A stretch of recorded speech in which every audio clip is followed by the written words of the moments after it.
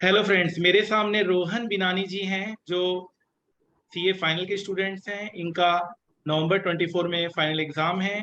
इन्होंने एसएफएम की क्लासेस मेरे से ली है और एसएफएम की क्लासेस करने के बाद जो क्लासेस में हमने इंडस्ट्रियल ट्रेनिंग के बारे में बताते हैं हम स्टूडेंट्स की, और स्टूडेंट्स के बारे में अचीवमेंट के बारे में बताते हैं, उनके प्रोसेस के बारे में बताते हैं, कैसे उसमें एडमिशन लेना है, कैसे आप अप्लाई कर सकते हैं। इंडस्ट्रियल ट्रेनिंग के जो कॉन्सेप्ट्स हैं उनको बताते हैं, और उसके बाद बच्चा जब मोटिवेटेड होता है तो इंडस्ट्रियल बैंकिंग में अप्लाई करता है। इन्वेस्टमेंट बैंकिंग में अप्लाई करते हुए उनका सिलेक्शन होता है, और मेरे काफी स्टूडेंट्स का इन्वेस्टमेंट बैंकिंग फर्म में सिलेक्शन हुआ है। अच्छी पैकेज मिलती है, 40,000, 50,000, 60,000 स्टाइपेंड के साथ, और सैटरडे संडे ऑफ के साथ स्टूडेंट अपना आर्टिकलशिप कंप्लीट करता है। तो रोहन जी, बहुत बहुत बधाई आपको, आपने बहुत अच्छा यहाँ पर परफॉर्म किया, आपका बहुत वर्ल्ड की one of the best company में सिलेक्शन हुआ है।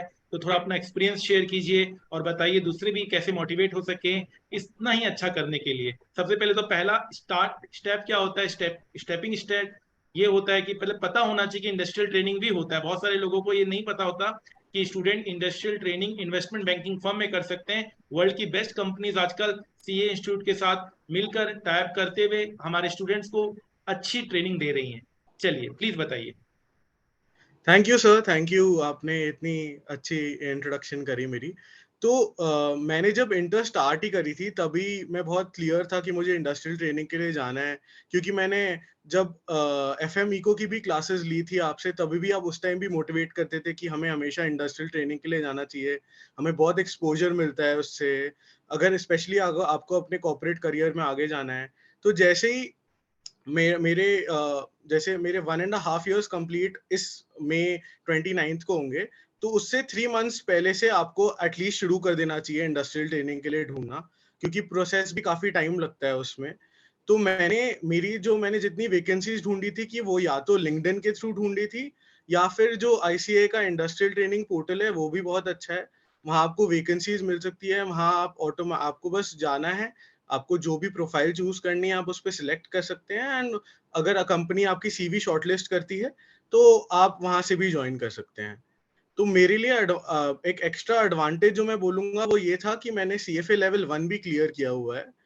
तो वो भी क्योंकि आप हमेशा अपनी क्लासेस में मोटिवेट करते थे कि हमें सीएफए करना चाहिए अगर हमें फाइनेंस में करियर बनाना है, तो उससे काफी मोटिवेशन मिली थी, एंड उसकी वजह से मैंने सीएफए लेवल 1 भी क्लियर किया था।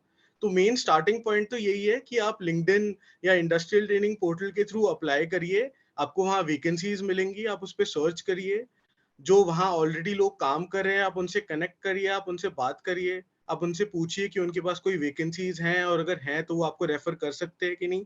ये तो सबसे पहले स्टेप हुआ। उसके बाद अगर आपका सीवी रेफर हो जाता है और एचआर आपको शॉर्टलिस्ट करता है, तब आपको एक इंटरव्यू के लिए कॉल आता है एंड आपका इंटरव्यू शेड्यूल होता है।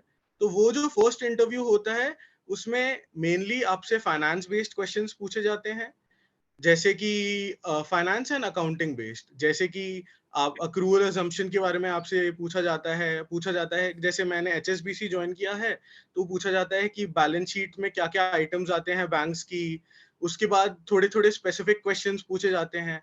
बट इसके अलावा जो मेन चीज है वो आपसे जानना चाहते हैं कि आपने जो अपनी सीवी में लिखा है आपने एग्जैक्टली किया क्या है।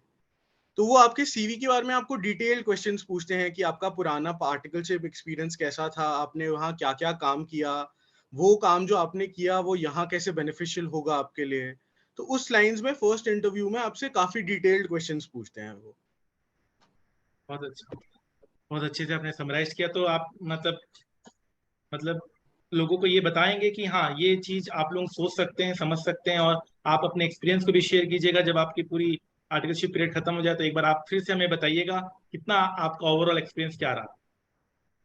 बिल्कुल बिल्कुल सर, आई थिंक हर बच्चे को जिसको भी अपना कॉर्पोरेट करियर, जिसको कॉर्पोरेट जर्नी अपनी, जिसको आगे जॉब करना है, उसको बिल्कुल इंडस्ट्रियल ट्रेनिंग के लिए जाना चाहिए।